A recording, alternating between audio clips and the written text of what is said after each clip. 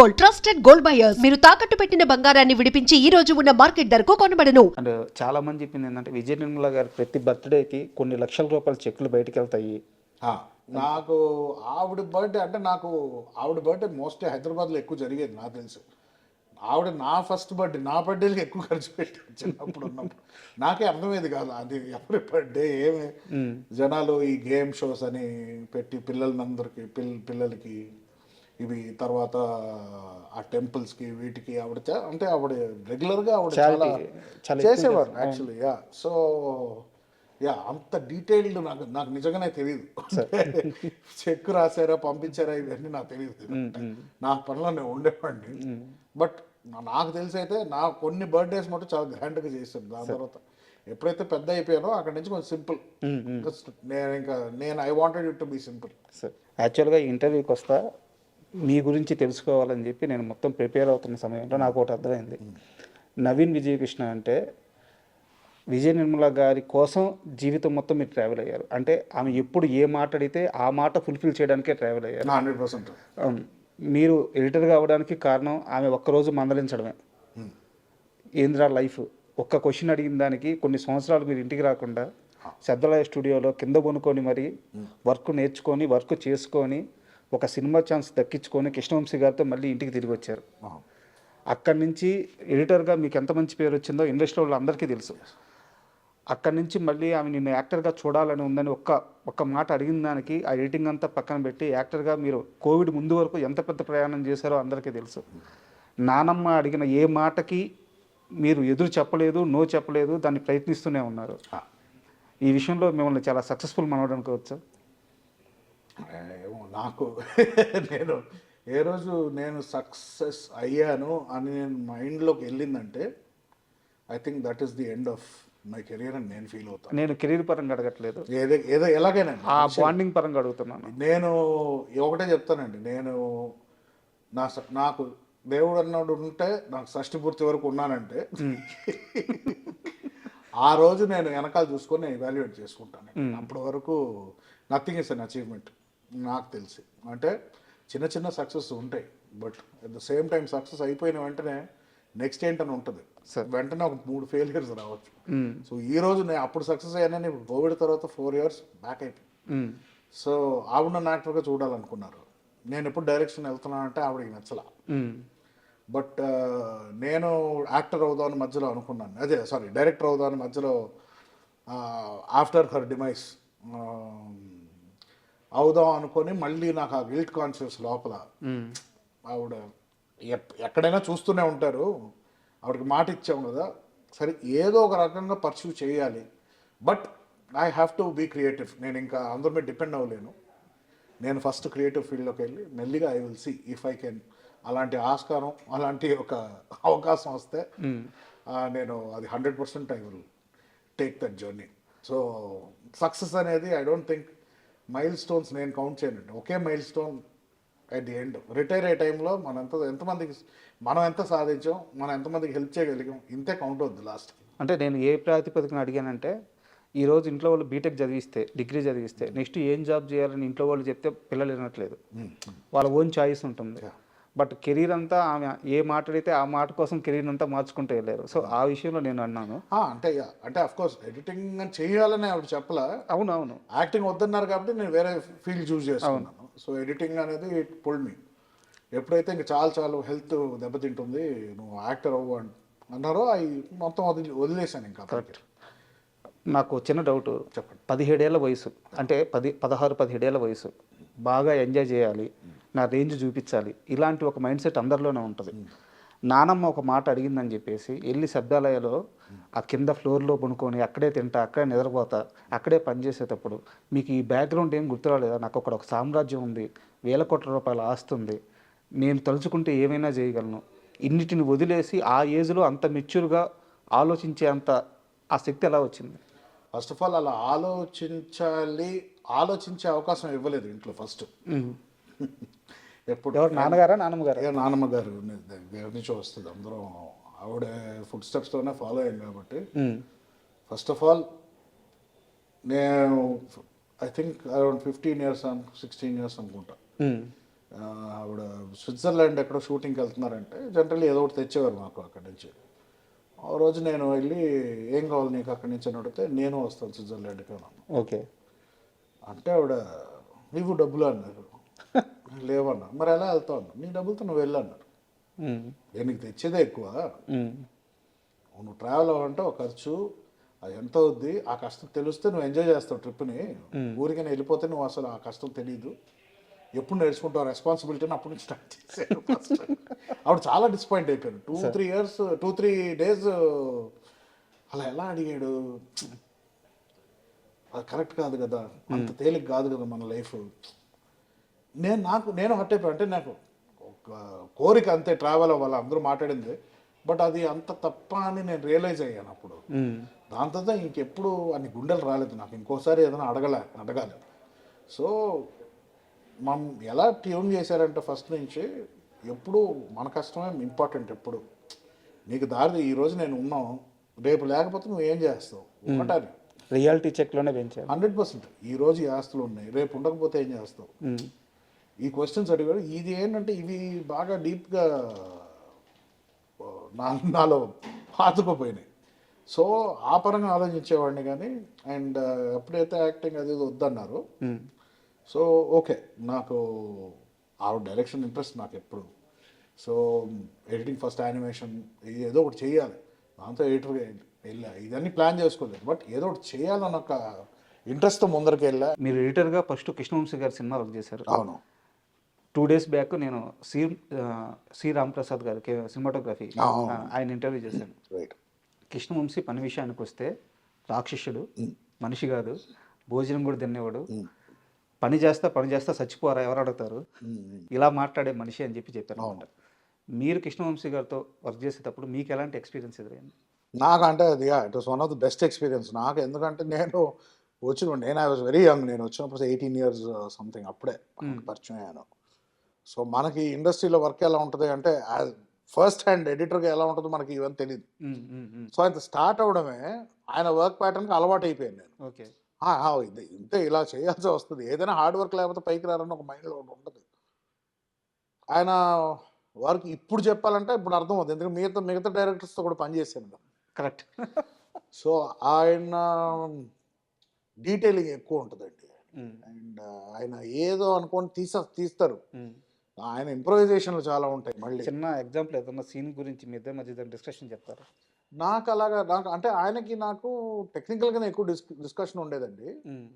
నాకు మెయిన్ అంటే నాకు most important very crucial message ఆయన చెప్పింది ఏంటంటే, ఎడిటర్గా నేను ఫస్ట్ ఇప్పుడు ఆ టైంలో యాంథనీ వీళ్ళందరూ ఇప్పుడు టాప్ ఎడిటర్స్. అవును అవును. ఘర్షణ అవన్నీ చేశారు. సో నేను యాజ్ అ కిడ్ నాకేంటి ఆ స్టైల్లో చేయాలి, కూల్గా ఉండాలి, ఎడిటర్ ఎంటీవీ స్టైల్లో ఉండాలి, ఆయనకు నచ్చేది అది. బట్ ఏంటంటారంటే ఎమోషన్ రావట్లేదు అంటారు. నాకు అర్థమయ్యేది కాదు. ఇప్పుడు చేజ్లో ఎమోషన్ ఏముంది, చేసే కదా అనేవాడు. లేదు కాదు, ఆడియన్స్ ఫీల్ అవ్వాలి కదా చేజ్ అంటే, ఆ స్పీడ్ బట్టి కట్స్ పట్టే కదా ఉంటుంది అని నాకు అయ్యేది. అర్థమయ్యేది కదా ఏం చెప్పేవారు. బట్ నాకు రాఖీ టైంలో కొంచెం అర్థం, ఆయన కరెక్ట్గా అంటే ఆయన హడావిడిలో ఆయనకు అర్థమైనట్టుగా ఆయన చెప్పేవారు, నాకు అర్థమయ్యేది కాదు. ఒక ఎక్స్పీరియన్స్ వచ్చింది, నాకు కోపం వచ్చేసేది. బట్ ఎక్కడ చెప్పుకుంటాం, ఫ్రెండ్కి చెప్పుకున్నాను.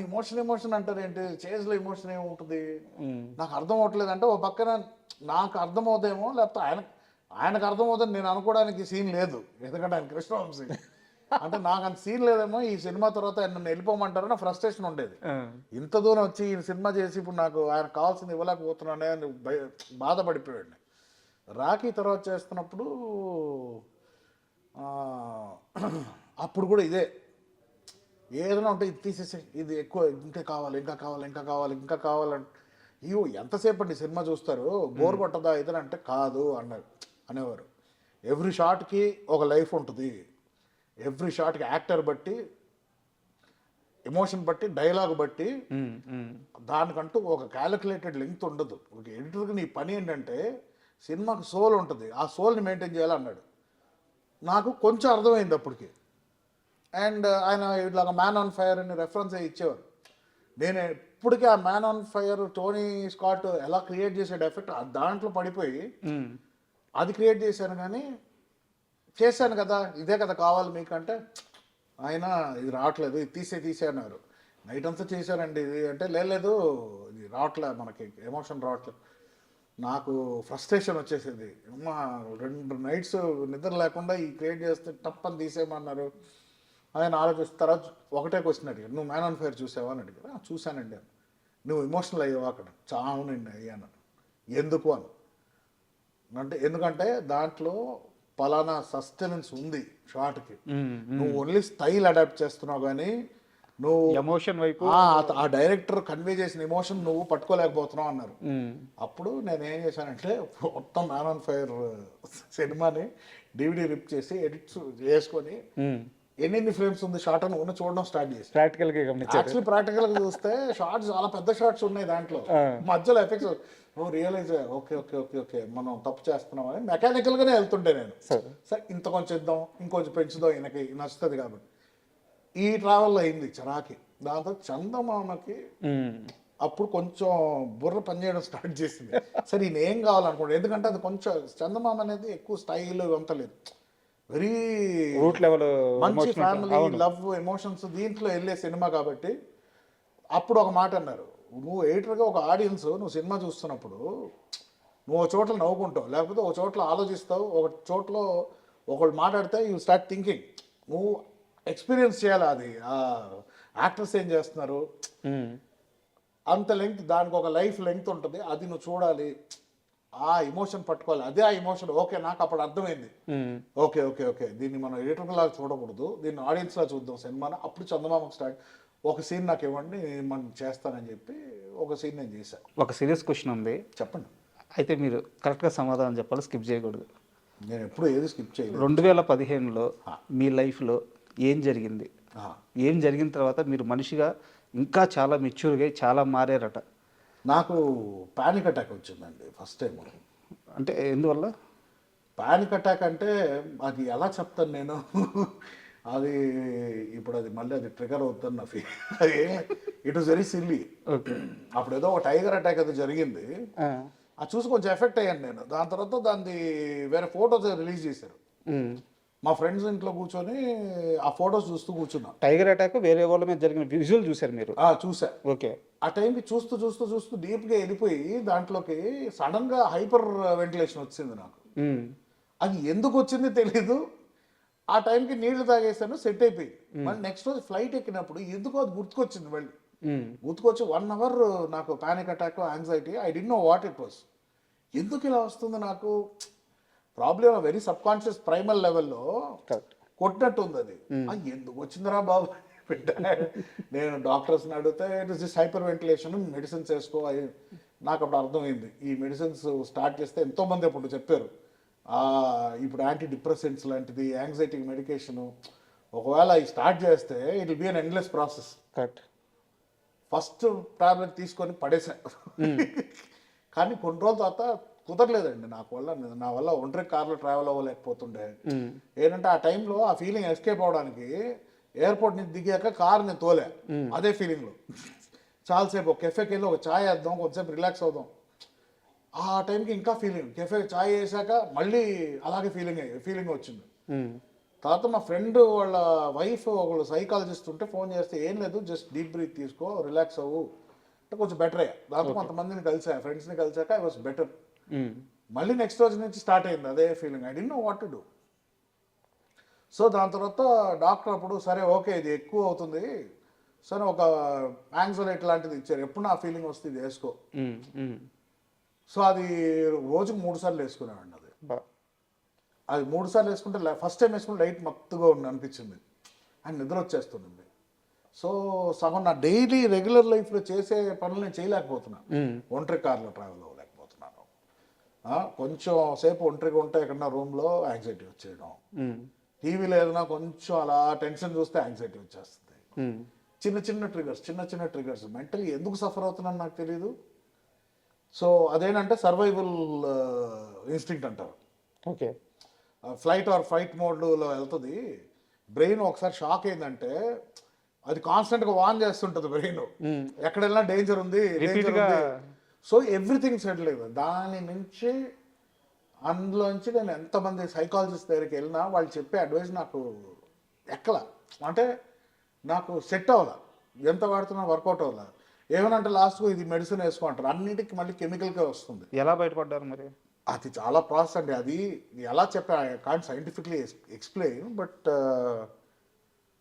ఒకటే ఏంటంటే నేను రియలైజ్ ఏంటంటే ఒక పాయింట్ వరకు లైఫ్లో I was really free, happy, alone, I could travel, I do anything. అసలు ఇలాంటి ప్యానిక్ అనేది లేదు మనకి. యాంగ్జైటీస్ వచ్చేది ఏదైనా సినిమా ఓపెనింగ్, అది కామన్ అందరికి, అది వస్తుంది, అది ఓకే కొంతసేపు ఉంటుంది వెళ్ళిపోద్ది. సో ఇది ఇంటూ 10, 100, 200 అయిందండి అప్పుడు. అంటే దాని తర్వాత తగ్గింది, మెల్లి తగ్గింది. దాంతో నేను ఏం చేస్తున్నానంటే ఓకే ఈ ట్రిగర్స్ అవాయిడ్ చేయాలి. ఏంటంటే ఒక పాయింట్ ఆఫ్ లైఫ్ వరకు మనం బాగున్నాం, దాని తర్వాత ఏదో ట్రిగర్ అయింది బాడీలో, ఆర్ డీప్ ఇన్ని రోజులు నా డ్రామాలను పెట్టుకొని అది బయటికి రావడం జరిగిందేమో, ఓపెన్ అయిపోయిందేమో మనకు తెలియదు. సో నేనేంటంటే నిన్న దానికి టర్మ్ ఏం లేదు. ఏంటంటే నాకు ఇప్పుడు నేను ఇలా ఇంటర్వ్యూలో ఉన్నా, ఈ point this is after anxiety అది వచ్చాక. ఇదే సిచ్యువేషన్లో ఇంతకుముందు కూడా ఉండే మాకు. అప్పుడు నేను ఒక విధంగా నా మైండ్ ఉండేది కదా. సో నాకు ఆ ఇంప్రింటింగ్ అప్పుడు ఎలా ఉండేవాళ్ళం, why can't I just behave the same way, at least బ్రెయిన్కి చెప్పడం. బ్రెయిన్కి ఎలాగంటే అది ఎలా ఎక్స్ప్లెయిన్ చేయాలో తెలియదు. సెల్ఫ్ ప్రిపరేషన్ అనుకోవచ్చా? ఎగ్జాక్ట్లీ, బ్రెయిన్ని నేను ట్రైన్ చేస్తాను. బ్రెయిన్లో పోయింది ఏదో చిప్పు దుబ్బి, మీరు ప్రిపేర్ ఆ చిప్పుని మళ్ళీ మనం సరి చేయాలి. ఇప్పుడు చిప్పుని ఎలా సరి చేస్తా. సో నా fondest memory childhood memories, college memories, and ever since editing అయ్యి యాక్టింగ్ ఎప్పుడైతే స్టార్ట్ అయిందో అక్కడి నుంచే స్టార్ట్ అయిందండి ఈ ప్రెషరు, దరిద్రాలన్నీ ఆ ఒక యాక్టింగ్ ఫీల్డ్ వల్ల స్టార్ట్ అయింది. ఎందుకంటే ఒక టెక్నీషియన్ లైఫ్ సూపర్, ఇంతకుముందు కూడా చెప్పున్నా, టెక్నీషియన్ లైఫ్ ఇస్ 100% స్ట్రెస్ ఉన్న బెస్ట్. ఒక actor's life is not easy. మీ ఇంట్లోనే మీ నాన్నగారు పెద్ద స్టార్, మీ అన్నగారు మీరు ఎక్కడ మాట్లాడినా మహేష్ అన్న అని అంటారు. మీ అన్నగారు మహేష్ గారు పెద్ద పెద్ద సూపర్ స్టార్, కృష్ణ గారు సూపర్ స్టార్, మీరు ఎంతమంది స్టార్స్, విజయ నిర్మల గారు ఇంతమంది స్టార్స్ని చూసారు. అసలు మీ ఇంట్లో ఎన్విరాన్మెంట్ ఎలా ఉండేది? ఈ ప్రజలను ఇంట్లోకి ఆ సినిమా వాతావరణం తీసుకొచ్చే వాళ్ళ, లేకుంటే ఎలా క్యారీ చేసేవాళ్ళు వీళ్ళంతా? ఎప్పుడు అడగలేదు వాళ్ళని ఎలా క్యారీ చేస్తారని. నాకు తెలిసినంత వరకు వాళ్ళు ఎప్పుడు కాన్ఫిడెంట్గానే ఉన్నారు. ఏదైనా ఫెయిలియర్స్ ఏదైనా ఫ్లాప్స్ ఏదైనా వచ్చినా బాధపడతారని తెలుసు. అంటే మన ఇంటి వరకు మహేష్ అన్నైతే ఓపెన్గా చెప్పారు ఇంటర్వ్యూలోనే, నాకు ఫ్లాప్స్ పడితే నేను బయటికి రాను అని చెప్పేసి, విచ్ ఇస్ వెరీ హ్యూమన్. ఎవరు నిలబడి ఫ్లాప్ అయితే అనుకో, ఎవరైనా అంత కష్టపడతారు. సో కాల్డ్ డేస్ పెద్ద హీరోలు అయితే సినిమాలు అట్లీస్ట్ ఒక 90 days to 150 days ఇలా నడుస్తాయి. ఎవ్రీ టెక్నీషియన్ ఫ్రమ్ హీరో నుంచి ఇన్వెస్ట్మెంట్ అంత ఇది, దాని యాక్టింగ్, దాంతో డబ్బింగ్ చేసి డైరెక్టర్లు ఇంత పనులు చేసుకున్నాక సినిమా రిలీజ్ అయ్యాక ఎఫర్ట్, అది ఎఫర్ట్ ఏంటి, ఆడియన్స్ని టార్చర్ పెట్టాలని ఎవరు సినిమాలు తీరు, సక్సెస్ కోసమే తీస్తారు. సో ఆటోమేటిక్ ఏమైపోతుంది సేమ్ అండి. అంటే నేను కష్టపడి చేసాము, ఎందుకు సక్సెస్ అవ్వలేదు, టార్గెట్ ఆడియన్స్, వ్యాలిడేషన్ కోరుకునేది ఆడియన్స్ నుంచి. ఆడియన్స్ ఇప్పుడు రివర్స్లో ట్రోల్ చేయడం స్టార్ట్ చేస్తున్నారు. అవును. So an industry that is based out of audience, audience ఇది ఇలా ఉంది రెస్పాన్స్ అనేసరికి it is very hard to take for actors నా ఫీలింగ్. సో గుండెని డ్రై చేసుకుంటే మళ్ళీ యాక్టర్ కావడం కష్టం. I don't think there is any actor who is not sensitive.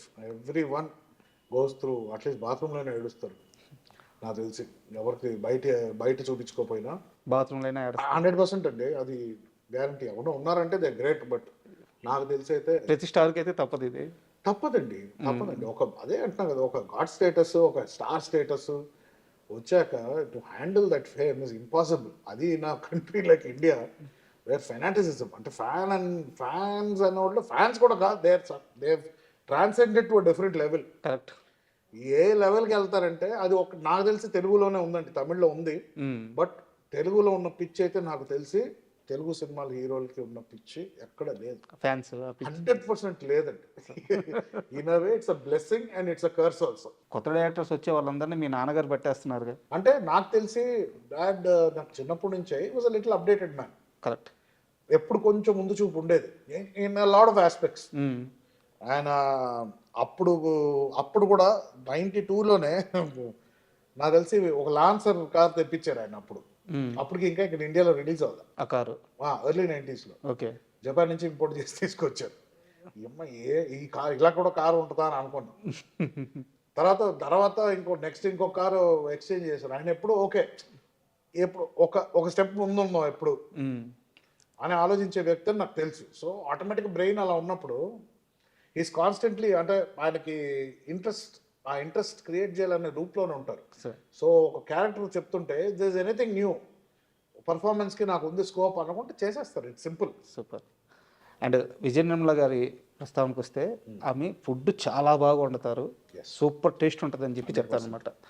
మరి మీకెందుకు స్టార్ హోటల్స్లో తినాలని కోరిక? నాకు తెలిసి కొన్ని లక్షల రూపాయలు మీరు స్టార్ హోటల్స్లో ఫుడ్ కోసం, బైక్స్ మెయింటెనెన్స్ కోసం కొన్ని లక్షల రూపాయలు ఖర్చు పెట్టేశారు అని తెలిసింది. నిజమా అబద్ధం? నిజమే. నిజమేనా? బైక్స్కి ఫుడ్కి ఆల్మోస్ట్ 15 years గ్యాప్. మీరు టైం లైన్స్ అంటే ఇంట్లో సేమ్ చెప్పాను కదండి, రూల్స్ ఎక్కువ అని. సో నా బాడీ తత్వమే చిన్నప్పటి నుంచి నేను లావుగానే ఉంటాను. సో నేను మధ్యలో సన్నపడిన సినిమాకి అదొక చిన్న ఇంత percentage of my life. So star హోటల్కి వెళ్ళాలని ఒక క్యూరియాసిటీ ఉండేది. సో వెళ్దాం అంటే ఎందుకు ఇంట్లో ఏం తక్కువ చేశారు, అక్కడికి వెళ్ళి నువ్వు థౌసండ్స్ ఖర్చు పెట్టేది వేస్ట్ బదులు ఇంట్లో తిను. బట్ అదే ఎప్పుడైతే నో చెప్తారో కొంచెం క్యూరియాసిటీ ఇంకా పెరుగుద్ది. కరెక్ట్. బట్ అఫ్ కోర్స్ నాకు పాకెట్ మనీ ఇవంతా తగ ఇచ్చేవారు కాదు. కొంచెం తెలుసు వీళ్ళకి ఏజ్లో ఇస్తే అనవసరమైన అలవాట్లు ఇవన్నీ స్టార్ట్ అవుతాయి, ఫ్రీడమ్ ఇవ్వకూడదు ఎక్కువ.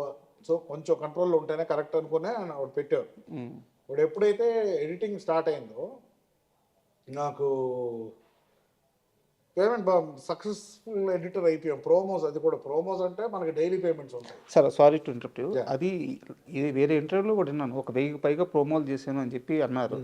నాకు ఆ ప్రోమోలు అంటే అర్థం కాలేదు, అది అడగదాం. ప్రోమోస్ అంటే ట్రైలర్స్ అండి. Trailers cinema trailers. ఈ పైన అంటే maybe figure of speech probably ఒక 400-500 చేసి ఉంటాను. ఓకే. అంటే నేను ఒక్కడే కూర్చుంటే మా టీం ఉండేది, అంటే నాకు అసిస్టెంట్స్ ఉండేవారు. ఓకే. వాళ్ళు చేసి మేము చూసేది ఇలా లెక్క లేదు, చాలా చేసాం, నాకే లెక్కలేదు. కొన్ని సినిమాల పేర్లు కూడా గుర్తులేవు. So please continue. ఆటోమేటిక్గా ఫ్రీడమ్ వచ్చేటప్పటికి ఒక ఫీలింగ్ ఉంటుంది. 5 star హోటల్ కూర్చొని తింటే చాలా లెవెల్ బాగుంటుంది.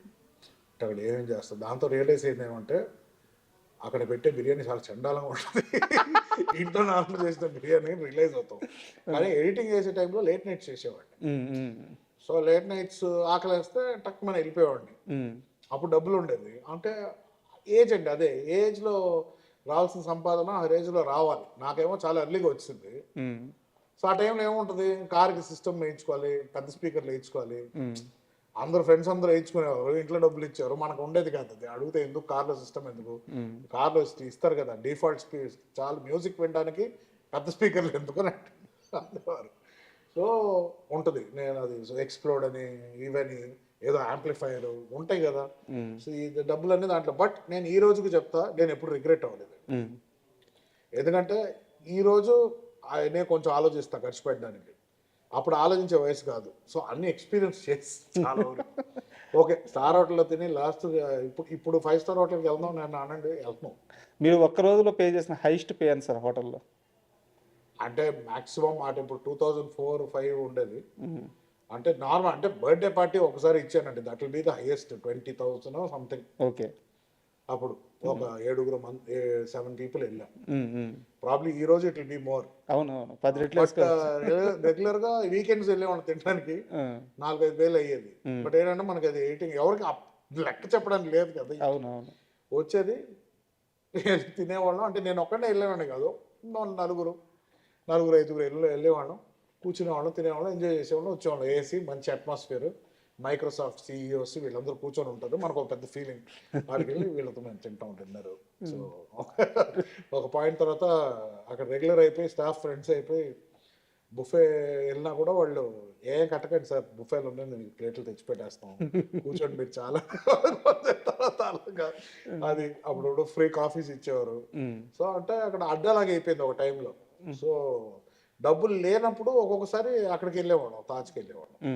ఎందుకంటే వెయిటర్స్ ఫ్రీ కాఫీ ఇస్తారని తెలుసు. బయటికి ఎక్కడ బరిస్తాకి వెళ్ళినా 40-50 రూపీస్ ఉంది, లేకపోతే డైరెక్ట్గా తాజ్కి వెళ్తే ఒక కాఫీ అయినా ఫ్రీగా దొరుకుతుంది, ఒక 2 hours కూర్చోవచ్చు, ఏసీలో కూర్చొని మాట్లాడుకోవచ్చు, వచ్చేయచ్చు. ఇలాంటి కొన్ని బెనిఫిట్స్ ఉండేవి ఆ టైంలో. బట్ అలాంటి హోటల్స్కి చాలా రోజులు అయిపోయింది యాక్చువల్లీ. సార్ ఇప్పుడు బయటికి స్టార్ హోటల్స్ పెద్ద తేడా ఏం లేదు, అన్నీ ఒకటే ఇప్పుడు. బట్ మ్యాక్సిమం అన్నీ పోయింది ఇప్పుడు. మ్యాక్సిమం ఇంట్లో ఫుడ్ ఎంత తినగలుగుతాం అంత తింటే బెటర్ అని ఇప్పుడు అన్నీ చేంజ్ చేసాం. అండ్ చిరుత సినిమాకి మీ కాంట్రిబ్యూషన్ ఏంటి? ఫ్రాంక్లీ నేను ఒక 2-3 సాంగ్స్ చేశాను, 2-3 సీన్స్లో నేను కొన్ని ఎఫెక్ట్స్ లాంటివి ట్రై చేశానండి. కొన్ని కామెడీ సీన్స్, ఆలి బ్రహ్మానందం గారి సీన్ టచ్ చేసినప్పుడు షాక్ ఎఫెక్ట్ లాంటివి వస్తాయి, అదొకటి జగన్నాథ్ గారికి, పూరి గారికి నచ్చింది. అండ్ ఆ టైంలో నేను చందమామ చేస్తుండే, చిరుత చేస్తుండే, అండ్ యమదొంగకి ఒక చిన్న పోర్షన్ షూట్ చేశాను. ఫాలోస్ సాంగ్ వీరమణి గారు అబ్బాయి వాడు ఆ లాకెట్ పోర్షన్ రాజమౌళి గారు వాళ్ళ డాడ్ స్క్రిప్ట్ ఇచ్చారు. దాంతో ఆ రాజమౌళి గారు సూపర్విజన్లో I was shooting something, shoot చేసాం. అదే ఒక చిన్న డిఎస్ఎల్ఆర్ సోనీ కెమెరా ఇచ్చారు అప్పుడు, హెచ్డి కెమెరా సంథింగ్. సో నేను సందీప్ గున్నం అని గంగరాజ్ గారు వాళ్ళ అబ్బాయి, ఆయన డిఓపి అదే కెమెరా వర్క్ చేశారు. So we both were doing. ఈ టైంలో నేను ఆల్రెడీ 2 ఎడిటర్స్ ఉన్నారు చిరుతకి, వర్మ ఉన్నారు. మోస్ట్ ఎడిట్ వర్మనే చేశాను actually. I did 3-4 songs and ఫైట్లో కొంచెం అటు ఇటు ఏదో ఫస్ట్ ఫైట్ సెకండ్ ఫైట్ కొంచెం చేశాను. దాని తర్వాత నేను లాస్ట్కి నేను తక్కువగా చేశానండి, టైటిల్ అవసరం లేదులేండి, వర్మకి క్రెడిట్ ఇచ్చేసేయండి అని చెప్పా. బట్ అప్పటికే లేదు ప్రింట్ చేసేసాము, ఇంకా ఇప్పుడు అవ్వదన్నారు. సర్లే ఓకే అని చెప్పేసి ఇంకా ఐ డెంట్ కాంట్రిబ్యూట్ మచ్, ఒక 20% ఎంతో చేసి ఉంటాను నాకు తెలిసి. ట్రైలర్ చేశాను అంతే, టీజర్, ఫస్ట్ టీజర్ వచ్చింది అది ఒకటి చేశాను. ఇక్కడ నాకు చిన్న డౌట్, యాక్చువల్గా రామ్ చరణ్ మీకు చాలా చిన్న వయసులో క్లాస్మేట్. మీరు ఈ సినిమాకి పనిచేసేటప్పుడు చరణ్ అంటే ఆ చరణ్ ఈ చరణ్ కలిసి మాట్లాడుకోవడం, ఆ ఎక్స్పీరియన్స్ షేర్ చేస్తారా? అసలు చిరుత టైంలో ఏం జరిగింది? చరణ్కి నాకు అంటే టైం టు టైం కలుస్తూనే ఉండే. ఏదో ఒక అంటే హైదరాబాద్ వచ్చిన కొత్తలో నాకు ఎవరు తెలియదు. ఓకే. సో నేను చరణ్నే కలవడానికి వెళ్ళాను. బట్ లైఫ్ ఇక్కడ కొంచెం కాంప్లికేటెడ్. చెన్నైలో చాలా సింపుల్గా ఉండేది. ఇక్కడ బయట వస్తే ఎక్కడ పీస్ఫుల్గా ఎక్కడ చాట్కి వెళ్దాం అన్నా కూడా తినిచ్చేవారు కాదు పాపం మనోడిని, రామ్ చరణ్ గారిని. కానీ నాకు రామ్ చరణ్లో ఒక విషయం నాకు ఏం నచ్చుతుంది అంటే, నాకు 4th స్టాండర్డ్ నుంచి ఎలా గుర్తుకున్నాడు ఇప్పుడు అలాగే ఉంటాడు. ఓకే. సో సక్సెస్ ఫేమ్ అనేది ఆయన చేంజ్ చేయలేదు. So that is one great. అది అలా ఉన్నోళ్ళు చాలా గ్రేట్ అని నా ఫీలింగ్ యాక్చువల్లీ. సో చాలామందిని చూసి నాకు ఇప్పుడు నేను స్కూల్ టైంలో ఎలా ఉన్నానో మ్యాక్సిమం అంతే. మన ఎక్స్పీరియన్సెస్ చేంజ్ అవుద్దేమో కానీ, మన కొన్ని ఆస్పెక్ట్స్ చేంజ్ అవుతాయేమో కానీ మన మనిషి లోపల ఉన్న సోల్ మారదు. Correct. Tej is one of the same people. ఇంకా 4th స్టాండర్డ్లో ఉన్నాడు అనుకోండి, అది వేరే మానసికంగా. బట్ చరణ్, నేను లాస్ట్ చరణ్ని కలిసిన టైం వాజ్ గోవిందుడు అందరు వాడి టైం. ఓకే. సో ఆ టైంలోనే 2-3 సార్లు కలిసాము. సో దాని తర్వాత ఆటోమేటిక్గా నేను ఎక్కువ సోషల్గా తిరగను. సో దాంతో నేను కలవడం లేదు, కానీ అప్పుడు ఈ was the same, the way he talks, same person. ఏ మొత్తం మార్పు ఉండదు. So is the same genuine kind guy. So that is one thing I really like. So Chirutha కూడా ఫస్ట్ నన్ను చరణే వచ్చి అడిగారు ఫస్ట్. ఓకే. వచ్చి ఇలాగ ఎడిట్ చేస్తామని అడిగాడు. చేస్తానని చెప్పాను. సో దాంతో వెళ్ళినప్పుడు చెప్పారు 2 ఎడిటర్స్ ఉన్నారు, సో కొన్ని పోర్షన్స్ నువ్వు, కొన్ని పోర్షన్స్ ఆయన. Okay fine, what ever we can do. But I feel నా టైటిల్ అనవసరంగా వేసారనిపిస్తుంది ఇంకా ఉందని, ఎందుకంటే మనస్ఫూర్తిగా కాంట్రిబ్యూట్ చేయలేదు నేను అసలు. మీడియా పైన కోపం వచ్చిన క్షణం గుర్తుందా? మీడియా పైన కోపం రాదు నాకు. వచ్చింది. నాకు వచ్చే కోపం అయితే ఓన్లీ పీపుల్ మీద ఉంటుంది. ఇప్పుడు ఒకళ్ళెవరో స్లిప్ అయ్యారని చెప్పి I can't completely dismiss all the media people కదండి. సాయి తేజ్ గారి యాక్సిడెంట్ అప్పుడు పర్సనల్గా చాలా సఫర్ అవ్వలేదా మీరు? 100% అయ్యాము. ఎందుకు అవ్వలేదు, తినేసింది లోపల. ఫోన్ స్విచ్ ఆఫ్ చేసేసుకొని. అవును, ఆఫ్ చేశాను, 100% ఆఫ్ చేశాను నేను. ఏమని ఆన్సర్ చేస్తాను నేను అప్పుడు? ఏం క్వశ్చన్స్ అడుగుతారు? బట్ వచ్చిన వాటిల్లో కూడా సాయి తేజ్తో పాటు నరేష్ కొడుకున్నాడు. అవును, ఇద్దరు కలిసి అంటే 400 కిలోమీటర్స్ వెళ్ళారు. తర్వాత కిలోమీటర్స్ బైక్ ఇండియాలో.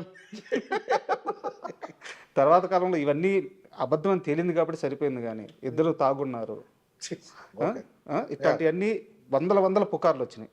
ఎలా హ్యాండిల్ చేశారు? రోడ్ మీద మట్టి ఉంటే తాగనవసరం లేదు, చవన్ బ్రష్ చేసుకున్న పడిపోతారు కింద. ఫస్ట్ ఆఫ్ ఆల్ డ్రింకింగ్ నేను చెప్తానండి, నేను కాలేజ్ టైంలో తాగేవాడిని అండి బాగా. ఓకే. ఎందుకు, ఎవడి కెపాసిటీ ఎక్కువ ఉంది ఫ్రెండ్స్ మధ్యలో, ఈ ఒక కామెడీ పేర్ ప్రెషర్ వల్ల. But I never enjoy drinking. ఏదో ఏదో కలిస్తే ఫ్రెండ్స్తో కలిసినప్పుడు నేనుగా వెళ్ళి తాగేది అండ్ తాగేయడానికి ప్రోగ్రాంలు వేసుకునే ఇది కాదు. Okay, I don't know, I'm a smoker, I smoke till today. నేను ఎప్పుడు క్విట్ చేస్తాను నాకు తెలియదు. అదొకటే నాకు ఇస్తుంది ఆనందం. నేను చాయ్ ఇష్టం, నాకు బ్లాక్ కాఫీ ఇష్టం, ఇంతే. మందు ఎప్పుడు ఇష్టపడలేదు దాంతో, అంటే never longed for it. Okay, Tej అయితే అసలు పాపం వాడు only tea drinker, black coffee కూడా తాగడు, టీ డ్రింకర్. మాకు అసలు మా బ్యాచ్ టీ టోట్లర్ బ్యాచ్. పార్టీకి ఎప్పుడు వెళ్తాం మేము, పబ్కి ఎప్పుడన్నా కలిసి ఎప్పుడన్నా బయటికి వెళ్దాం రా మ్యూజిక్ అంటే వెళ్తాం. ఒకవైపు వెళ్తే ఒక బీర్ ఏదో తాగుతా, జస్ట్ ఫర్ మూడ్. అంతేగాని ఓ తాగేసి, first of all sports bike తాగి నడపడం ఏంటండి, నాకు అర్థం లాజిక్కే ఉండదు దాంట్లో. సి డెఫినెట్లీ స్కిడ్ అయితే పడ్డాడు, but yes he was not drunk, he doesn't drink. ఎప్పుడో బర్త్డే కంటే ఫార్మాలిటీకి ఒక షార్ట్ ఏదో వేస్తారు, అందరూ వేస్తారు. ఇప్పుడు 40 ఏళ్ళు వస్తుంది అందరికి, ఇప్పుడు ఏం చిన్న స్కూల్ పిల్లల. But alcohol never. నేను ఐ యూస్ టు. మధ్యలో they was a face where I drank and నా ప్రాంకేస్ దొబ్బింది. అవునా? అంత అంటే not because of alcohol, okay, because of my life style okay, and my eating habits. Sir, Sai Tej గారు accident అయిపోయిన తర్వాత మీరు అంటే అక్కడ ఒక స్పేస్ ఇద్దామని చెప్పి గ్యాప్ తీసుకున్నారు. తర్వాత ఎప్పుడో మీరు కలిసి ఉంటారు కదా, తర్వాత ఆ ఇన్సిడెంట్ తర్వాత ఆయన కాన్షియస్లోకి వచ్చిన తర్వాత ఏదో ఒక రోజు మీ ఇద్దరు కలిసారు కదా, 100%. ఫస్ట్ టైం ఆ మీటింగ్ మీ ఇద్దరి మధ్య ఏం జరిగింది సంభాషణ? ఎందుకంటే మీ ఇద్దరు థిక్కెస్ట్ ఫ్రెండ్స్. ఆయన మిమ్మల్ని చూడంగానే ఏం మాట్లాడారు, మీరు ఆయన చూడంగానే ఏం మాట్లాడారు? ఇలా ఫస్ట్ హగ్ చేసుకున్నాం, దాని తర్వాత చెప్పండి. నెక్స్ట్ ఏదో బైక్ కొందాం అన్నాడు అప్పుడు.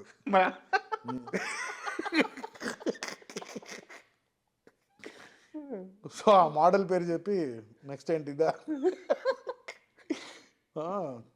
400 కిలోమీటర్స్ ఎలా వెళ్ళేవారు నువ్వు స్ట్రీట్ ట్రిపుల్ బైక్లో అడిగా. తెలుసా ఆయనకి, మీడియాలో అంతా ఇదంతా నడిచింది ఆయనకి తెలుసా? తెలుసు, అన్ని తెలుసు. పాపం రికవర్ అయ్యే టైంలో రికవర్ అయ్యేటప్పుడు చాలా మెంటలీ డౌన్ ఉంటారు పేషెంట్స్. సో బాడీ డౌన్ ఉంటుంది, ఎనర్జీ లెవెల్స్ డౌన్ ఉంటుంది. ఎందుకంటే మనోడే ఏజ్డ్ పర్సన్ కాదు కదా, ఈ వాజ్ యంగ్, యాక్టివ్, ఎవ్రీథింగ్. ఇప్పుడేంటి బ్రెయిన్ రెస్పాండ్ అవ్వడానికి టైం పడుతుంది, స్పీచ్ ఇంపైర్మెంట్ ఉంది. సో లోపల మానసికంగా నాకే ఒక 2-3 సర్జరీస్ తర్వాత రికవర్ అయ్యి 15 days చాలా చిరాగ్గా ఉంటుంది. ఏం చేయలేకపోతున్నాం, బయటికి వెళ్ళలేకపోతున్నాము, బెడ్లోనే పడుకోవాలి. పాపం అన్ని రోజులు ఈ was there on the bed. So will be frustrated. So వచ్చాక అది కన్సోలింగ్ ఇవన్నీ ఎవడు చేయకూడదని నా ఫీలింగ్. అండ్ నా గురించి తెలుసు, నేను ఏది సీరియస్గా తీసుకోవాలని తెలుసు, unless it is death. But మీలాంటి ఇద్దరు ఫ్రెండ్స్ కలిసినప్పుడు అది ఏ సిచ్యువేషన్ అయినా చాలా ఫార్మల్గా అయితే ఉండదు.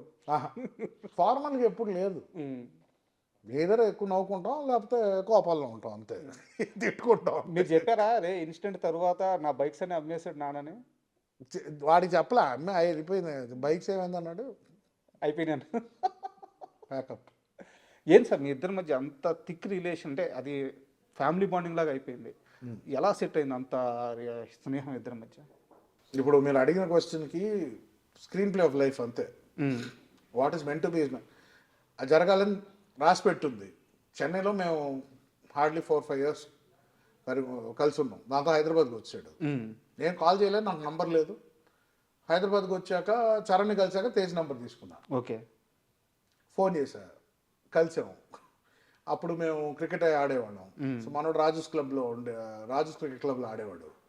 ఒకరోజు ఎవరో చెప్పారు క్రికెట్ 6 బాధేస్తున్నాడు అక్కడ, సూపర్ మీ ఫ్రెండ్ అంటే, అప్పుడు నేను వెళ్ళా, కలిసాం, మళ్ళీ ఒకసారి కలిసాం. దాని తర్వాత కొన్ని 1-2 years కలవలేదు. ఓకే, దాని తర్వాత సబ్వేలో కలిసా. తర్వాత అప్పటికి ఇంకా మనోడు యాక్టింగ్ ఏం లేవు, నేను ఎడిటింగ్లో ఉన్నప్పుడు అప్పుడు సబ్వేలో కలిసా ఇంకో ఫ్రెండ్తో. మళ్ళీ అప్పుడు స్టార్ట్ అయింది పరిచయం, మళ్ళీ అప్పుడు మీట్ అవ్వడం స్టార్ట్ అయింది, ఓకే. దాంతో రెగ్యులర్ కలవడం స్టార్ట్ అయ్యింది మళ్ళీ. బట్ ఇదేంటంటే ఫ్రమ్ నేను I think I was in 4th or 5th, అప్పుడు ఆ టైం నుంచి నాకు ఒక ఎవ్రీ ఫేజ్లో కలుస్తూ ఉండేవాడు. So every time we met, అది ఒక బ్రదర్ బాండింగ్ లాగా అయిపోయింది.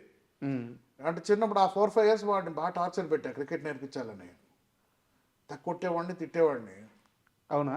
వీడు రాడనుకునేవాడిని, మళ్ళీ ఇంకా వచ్చేవాడు మళ్ళీ, లేదు నేను బాగా ఆడతానని చెప్పి వచ్చాడు. అప్పుడు అదేదో పెద్ద నేను కోచ్ మనోడు, బట్ ట్రైనింగ్ అయితే చాలా ఇంటెన్స్గా ఇచ్చేవాడు ఆ టైంలో. అయితే మీ ప్రభావం ఆ షాట్లన్నీ ఏమో అది వాడిని అడగాలి, నాకు తెలియదు, అడగాలి ఎవరు. మామూలుగా కొట్టాడు బాల్ని. అవునవును, బాగా కొడతాడు, గట్టి కొడతాడు. దాని తర్వాత ఇక్కడ రావడం, ఇక్కడ కలిసాక ఫస్ట్ 2 times జస్ట్ కలిసాం అంతే, మాట్లాడుకున్నాం, అయిపోయింది. ఎప్పుడైతే ఆ సబ్వేలో కలిసామో అక్కడి నుంచి daily, this was in 2001 or 2004 అనుకుంటా, 2004-5లో కలిసాం. ఇంకా అక్కడి నుంచి ఇప్పటి వరకు కంటిన్యూస్గా, ఇంకా గ్యాప్ లేదు. సో ఏంటంటే చిన్నప్పుడు అలా చూశాను కదా, సో ఆటోమేటిక్గా ఒక తమ్ముళ్ళలాగే ఉండేది ఇది. వాడు సక్సెస్ నా సక్సెస్ అని నేను వాడిని ట్రైన్ చేయాలి ఆయనకి ఎందుకో వచ్చింది. నాకు చరణ్తో ఎప్పుడు నాకు అలా లేదు. ఓకే. తేజ్ నాకన్నా కొంచెం చిన్నోడు కాబట్టి చిన్నప్పుడు తమ్ముళ్ళలాగే చూసేవాడిని నేను. సో ఇక్కడ కలిసాక అదే ఇది స్టార్ట్ అయింది. దాంతో వాడు కెరియర్ గురించి మాట్లాడినా, ఇలాంటి సినిమాలు చేద్దాం అనుకుంటున్నా, సో ఫస్ట్ డాక్టర్ అవుదాం అనుకుంటున్నాను అంటే, నేను పిచ్చా అన్నాను. నువ్వు అసలు చదువు వచ్చా నీకు? అసలు నువ్వు సినిమాలు కనీసం ఫ్లాప్ సినిమా తీస్తే ఆడియన్స్ ఇరిటేట్ అవుతారు, ఇక్కడ నువ్వు తప్పు చేస్తే జనాలు చచ్చిపోతారు, నీకు నీ రిస్క్ తెలుస్తుందా నీకు అని చెప్పారు. దాని తర్వాత he decided he wanted to act and everything. అదే డాక్టర్ కావాల్సిన యాక్టర్ చేసింది మీరే? నేనేం చేయలేదబ్బా, అంతా వాళ్ళ డిసిషన్ ఉంటుంది, మనం ఎవ్వరు ఏం చేయరు. ట్రాక్ మార్చేసింది మీరే. వాడు నిజంగానే డాక్టర్ అవ్వాలనుకుంటే ఎంతమంది చెప్పినా డాక్టర్ అయ్యేవాడు. వాడు యాక్టర్ అవుదాం అనుకున్నాడని డాక్టర్ని చంపేసాడు వాళ్ళు, స్టెథోస్కోప్తో ఉరి తీసాడు డాక్టర్ని. So it's his decision ultimately. వాడు ఏదైనా అదే కదా whole policy, do what ever you want, but అంతే, బట్ ప్రాపర్గా చేయి అంతే. ఏదున్నా కూడా 100% దిగితే దాంట్లో దిగిపోవాలి అంతే. కానీ వెరీ గుడ్ సోల్ అండి. అంటే ఫస్ట్ టైం కలుస్తుంటే వాళ్ళు ఎంత చిన్న వాళ్ళైనా ఎంత పెద్ద వాళ్ళైనా ఎంత ఆప్యాయంగా దగ్గరికి తీసుకుంటారు, ఎంత ఆప్యాయంగా మాట్లాడతారు. తేజ్ నాకు చిన్నప్పుడు చాలా అండర్ కాన్ఫిడెంట్గా ఉండేవాడు, షై ఎక్కువ, చాలా కొంచెం భయం, షైనెస్ ఎక్కువ. అండ్ చిన్నప్పుడు ఏంటంటే ఆ ట్రైట్స్ ఉండిపోతాయి మనలో. అది యాజ్ వి గ్రో కాన్ఫిడెన్స్ రావచ్చు కానీ, బట్ ఇది ఇప్పుడు is very more confident person, especially after the incident, him coming back and giving hits. Change చేసింది 100% చేంజ్ చేస్తుంది ఎనీ మనిషి అండి. ఒకసారి లైఫ్ అండ్ డెత్ మధ్యలో ఉండి వచ్చామంటే మనిషి 100% మారుతారండి. Everything what you look at, అంటే ప్రతి ఒక ఆస్పెక్ట్ విల్ సీమ్ డిఫరెంట్. ఏ టైం అయినా నేను పోవచ్చు కదా, why am I taking this seriously? చూసుంటారు కదా, ఎక్స్టెంట్ చూసేస్తారు కదా, ఇంకా 100% మారుస్తుంది మనిషిని. చెప్పాడా ఎప్పుడైనా? చెప్పాడా మామ అయిపోతాను అనుకున్నాను, ఏం అర్థం కాదు? అవంతా అంత డీప్గా ఏం మాట్లాడమండి, ఎందుకంటే మనం కలిసినప్పుడు అది పెట్టకూడదు, అది ఆ ట్రిగర్ పెట్టకూడదు. ఆ ట్రిగర్ అది ఎప్పుడు ఉంటుందో ట్రిగర్. సో అది మైండ్ ఆటోమేటిక్గా స్ట్రెంగ్త్ అయిపోయి స్ట్రాంగ్ అయిపోయి దాన్ని ఫేడ్ అయిపోద్ది. ఇంకా ఒక పాయింట్ తర్వాత అబ్బా అప్పుడు ఎప్పుడో ఒకటి అయిందని గుర్తుకుంటుంది మనకి అంతే. సో దాన్ని మనం గుచ్చి మాట్లాడడం, టాక్ ఎనీథింగ్ ఎల్స్ అంటే, అన్లెస్ అది నేను బాదర్ చేస్తుందంటే దాని గురించి మాట్లాడడం. మరి ఇంత క్లోజ్ ఫ్రెండ్స్ ఇద్దరు పెళ్లి గురించి ఆలోచించట్లేదండి? ఎవ్రీడే ఆలోచిస్తాం, ఎవరు దొరకట్లేదు. నిజంగా ఆలోచిస్తున్నారా? ఆలోచిస్తామండి, ఎందుకంటే మా ఇంట్లోనే చాలా సక్సెస్ఫుల్ రిలేషన్షిప్స్ ఉన్నాయి. అంటే నాన్నమ్మ గారి, కృష్ణ గారిది ఇటు చూస్తాం, ఇంట్లో ఆంటీస్ వాళ్ళు, ultimately what ever any life ఒక రిలేషన్షిప్లోనే ఎండ్ అవుద్ది. అండ్ ఎగ్జాంపుల్స్ ఉన్నాయి. సో నేను I always believed in a good family. What ever you do out side, మనం బయట ఏం చేస్తామో దట్ ఈస్ కంప్లీట్లీ డిఫరెంట్. అది వదిలేసి ఇంటికి వచ్చాక, అప్పుడు చెన్నైలో ఒక అట్మాస్ఫియర్ ఉండేది, ఇంటికి వస్తే అది ఒక safe space, nothing can enter. అది ఇప్పటికే ఐ క్రేవ్ ఫర్ ఇట్. ఇప్పుడు చాలామంది లేరు లైఫ్లో, బట్ ఆ atmosphere it is I feel it is నా responsibility to create that for the future generation. అంటే ఒక మ్యారీడ్ లైఫ్ గురించి మీకు మంచి అవగాహన ఉంది, అర్థమవుతుంది మీ మాటల్లో. బట్ ఎందుకు అటువైపు అంటే రీజన్, అంటే పర్టికులర్ రీజన్ నచ్చిన అమ్మాయి దొరకట్లేదా, right place at the right time అంటారు కదండి, టైం రాలేదా? ఆ టైమింగ్ కుదరలే లైఫ్లో ఎప్పుడు.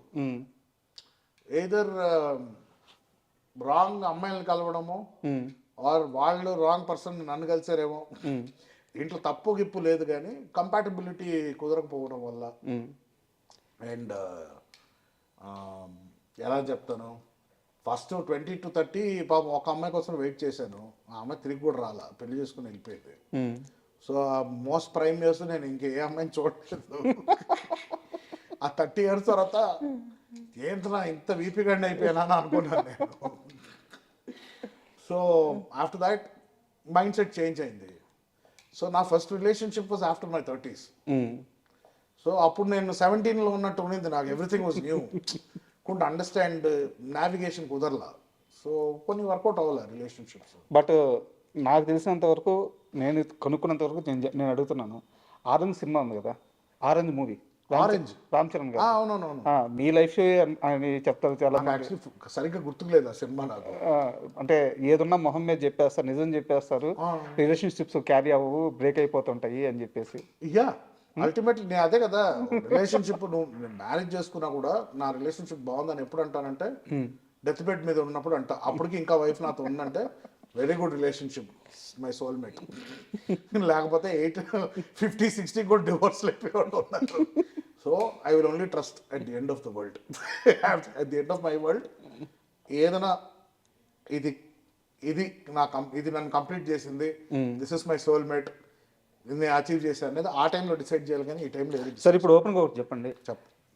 మీరు చేసుకోవాలనుకుంటున్న అమ్మాయికి ఉండాల్సిన లక్షణాలు ఏంటి, క్వాలిఫికేషన్స్ ఏంటి? అదే కదండి, నాకు క్లారిటీ లేదు. ఇంకా క్లారిటీ రాలేదు. క్లారిటీ అంటే క్లారిటీ కాదండి, ప్రాబ్లం అంటే అలాంటి లిస్టులు పెట్టుకున్నా అంటే ఎవరు దొరకరండి అలాగా.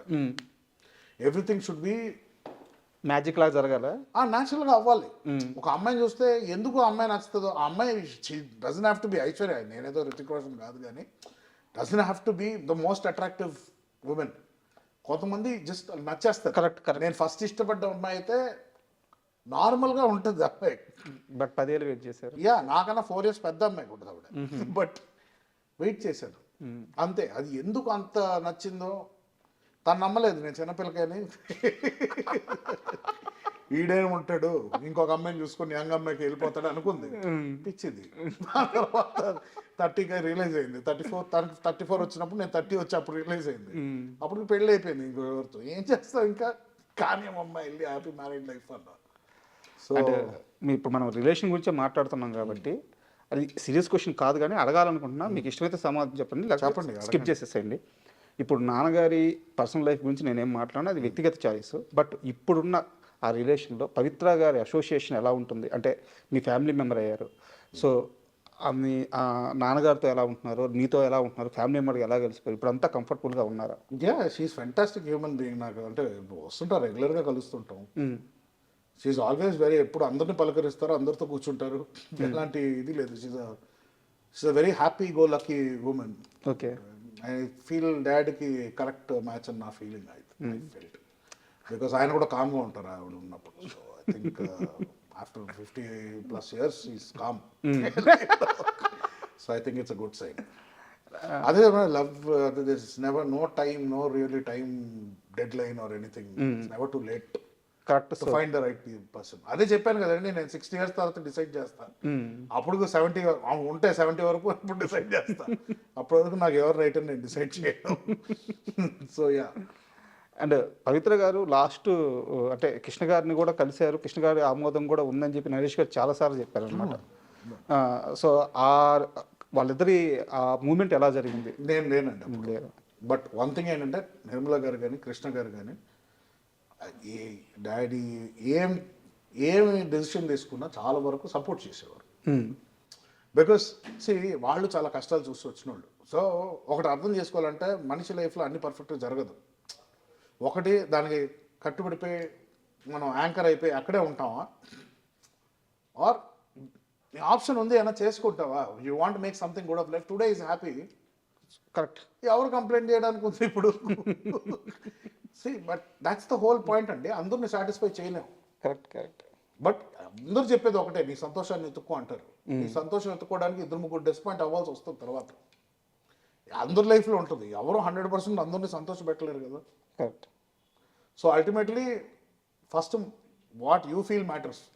నువ్వు సెక్యూర్గా ఉంటే ఇంకొక 2-3 నువ్వు సెక్యూర్ చేయొచ్చు, కానీ నీకే టికాణం లేనప్పుడు you can't go and try to make people happy. So Naresh గారి లైఫ్ మొత్తం చూస్తే అంటే అంత ఎక్స్పీరియన్స్ లేదు, కానీ నేను గమనించినంత వరకు ఆయన ఆనందాన్ని ఎత్తుక్కుంటూ పోతుంటాడు వర్క్లో కానీ తన లైఫ్లో కానీ. అండ్ అంటే ఇలా బతకాలరా, ఇది కదా లైఫ్, ఆ సాటిస్ఫాక్షన్ ఉంటుంది ఆయన లైఫ్ స్టైల్లో. మీ నాన్నగారి లైఫ్ నుంచి ఏమైనా తీసుకోవాలంటే, ఏమైనా నేర్చుకోవాలంటే మీరు కోరుకునేది ఏంటి? నేను కోరుకున్నా కూడా అవ్వదండి అది. ఆయన ఎమోషనల్ పర్సన్, బట్ కొన్ని విషయాల్లో ఆయన ఎమోషన్ మేనేజ్ చేసే లెవెల్లో నేను మేనేజ్ చేయలేను. And that's not possible. అది నాకు మా మదర్ సైడ్ నుంచి వచ్చిందో మరి నాకు తెలియదు, but that is what I'm. So ఆ లెవెల్లో ఆయన కొంచెం ఎఫిషియన్సీ ఇంకా ఎక్కువ ఉంటుంది. ఎమోషన్స్ని ఆయన కొంచెం పక్కన పెట్టైనా కూడా he can finish some tasks. But నాకు కొంచెం, నేను ఎమోషనల్ పర్సన్ని నేను. సో కొన్ని డెసిషన్స్ తీసుకునేది లాజికల్గా ఉండవు, but that will give me different results. So నేను ఐడెంటిటీ మార్చుకోదలుచుకోవట్లేదు, అండ్ యాక్సెప్టెన్స్ ఇస్ ఇంపార్టెంట్. ఆయనంత ఎఫిషియెంట్ పర్సన్ నేను కాదు. దో ఫిజికల్గా నేను ఇంకా ఎక్కువ చేయగలుగుతానేమో ఇప్పుడు, but work wise or experience wise is a task master. నాకు ఒక టాస్క్ ఇస్తా, ఒక టాస్క్ నీట్ కంప్లీట్ చేసుకుని ఫినిష్ చేసుకుని, మల్టీ టాస్కర్ కాదు నేను. సో అలాంటి ఒక డైనమిక్ డిఫరెన్సెస్ ఉన్నాయి. సో నేను అది అనుకోవడంగానే అది పాసిబుల్ కాదు. Both are little different. మా operation, the way we operate are different. యాక్చువల్గా ఇందాక మా పిఆర్ఓ ఇక్కడ వచ్చారు కదా, ఆయనతో మాట్లాడుతూ ఉంటే ఈ బయట నేను ఒక few months back hero Suman గారిని ఇంటర్వ్యూ చేశాను. ఆయన ఇదే స్టూడియోలో షూటింగ్లో ఉంటే, షూటింగ్ అయిపోయినాక నాకు ఇంటర్వ్యూ ఇచ్చారు. నా ఫస్ట్ సక్సెస్ఫుల్ ఇంటర్వ్యూ అది. అంటే నా లైఫ్ టర్న్ అయింది ఈ నెల మీద కూర్చొని నా లైఫ్ టర్న్ అయిన ఇంటర్వ్యూ అనమాట. ఈ విషయం ఆయనకి చెప్తుంటే సార్ చెప్పారు, రే ఇది ఆమె చేతుల మీద నిర్మాణం అయింది, ఇక్కడ ఎంతమంది బతుకుతున్నారో తెలుసా, ఆ నేలలో ఉండే మంచితనం అది. 40 కుటుంబాలు ఈరోజు మీరు ఊరి నుంచి తీసుకొచ్చి మీ దగ్గర పెట్టుకొని వాళ్ళకు ఒక పోషణ, ఒక లైఫ్ స్టైల్ ఇస్తున్నారు. నిజమేనా? 100%. ఇక్కడ ఉన్న స్టాఫే ఉంటారండి. ఇక్కడ 20-30 పీపుల్ ఉంటారు. అండ్ ఆవిడ సపోర్ట్ చేసే ఫ్యామిలీస్కి ఇప్పుడు చెక్స్ వెళ్తుంటాయి. సో ఆవిడ ఇచ్చిన మాట ఎప్పుడు తప్పలేదు. అండ్ ప్లస్ అదే కదా, సెల్ఫ్ ప్రమోషన్ ఉండదు ఆవిడది, ఎక్కువ ఉండదు. అదే నాకు అర్థం కాదు ఏంటంటే ఇలాంటి విషయాలు బయటికి ఎందుకు రావాలి? అర్థం చేసుకోవాలంటాను మనం. ఇది మన మంచి అంటే మనకి లోపల హ్యాపీనెస్ ఇస్తుందంటే అది చాలు. ఇప్పుడు ఎంతమందికి హెల్ప్ చేసాం అనేది ఎందుకు చెప్పుకోవాలి బయటకు?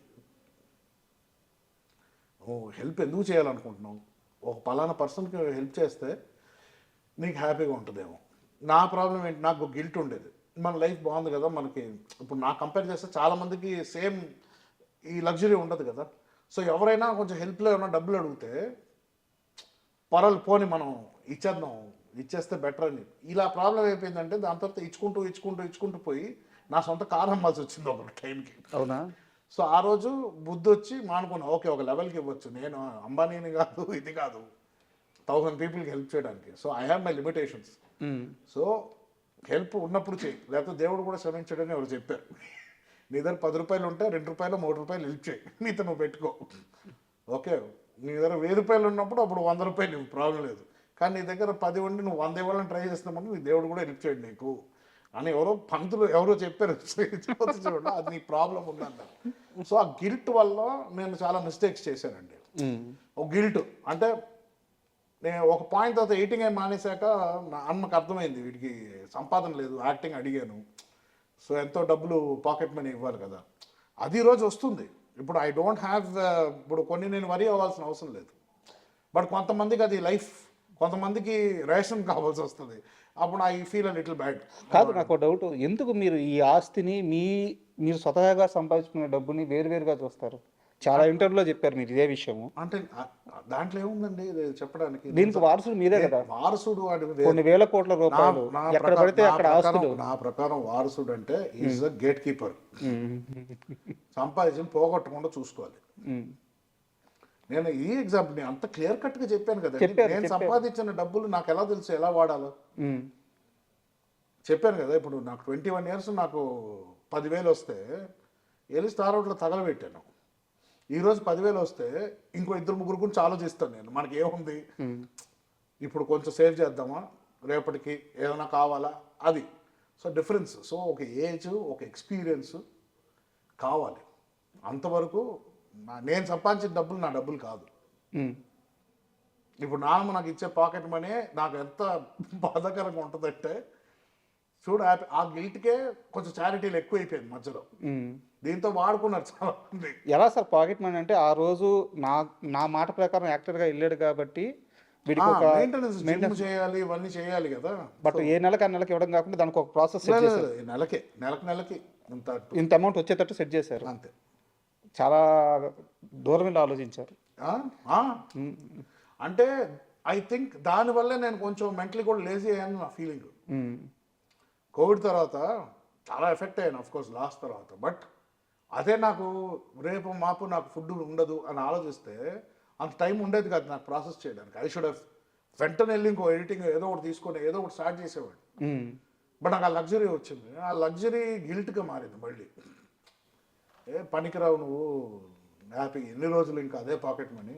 మీకు అభ్యంతరం లేకపోతే ఆ అమౌంట్ చెప్తారా నెలకి ఎంత వస్తుందో? ఏది అండి 3 to 4 or something becomes 3-4 lakhs. Yeah, crores కాదు, lakhs. బట్ దాంట్లో నాది EMIs. I don't want to say everything. నాకు మళ్ళీ ఇదే డౌట్, మీకు ఈఎంఐ లేదు, మీరు ఇంత పెద్ద సామ్రాజ్యానికి వారసులు. That is the principle. Every time you take anything, ఏదైనా తీసుకున్నా లోన్స్ తీసుకో, banks are there, will give you. Tax కరెక్ట్గా సిబిల్ బాగుంటుంది, రేపు ఒక ప్రాసెస్ అంటూ బాగుంటుంది. ఫైనాన్షియల్ ప్రాసెస్ అనేది ఉండాలి. So don't step outside the system.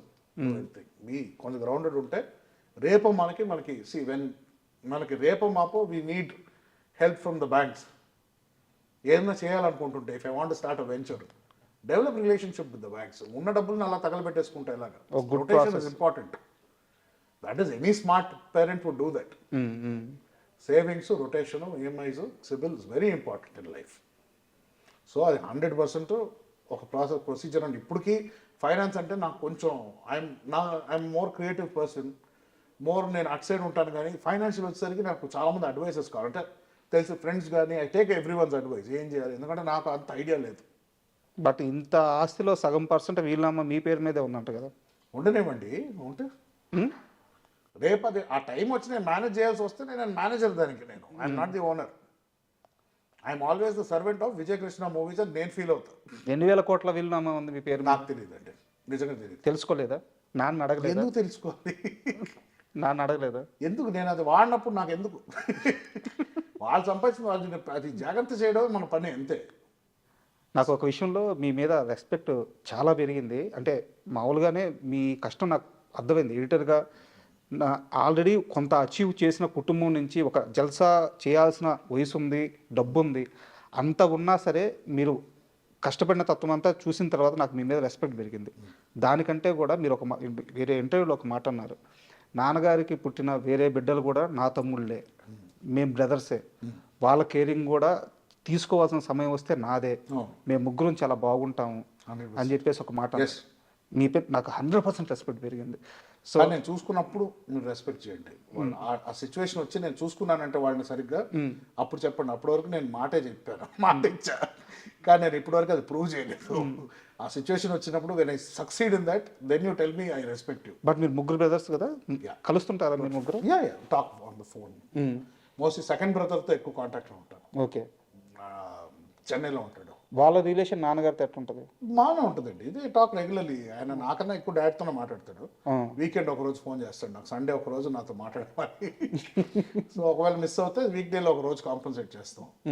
So అలా మెయింటైన్ రిలేషన్. ఈ loves me a lot, I love him. నాకు అంటే వాడితో చిన్నప్పటి నుంచి పెరిగాను కదా నేను. ఐ వాజ్ 10th స్టాండర్డ్ నేను 7th 8th ఉన్నప్పుడు పుట్టాడు. సో ఆల్మోస్ట్ కలిసే పెరిగాం. ఇంకా అది ఆళ్ళ కొడుకు స్టెప్ బ్రదర్ ఇవంతా అది రాదు కదా, కలిసి పెరిగినప్పుడు ఆ బంధమే. ఏజ్ని ఎలా చూస్తాను అంతే కదా.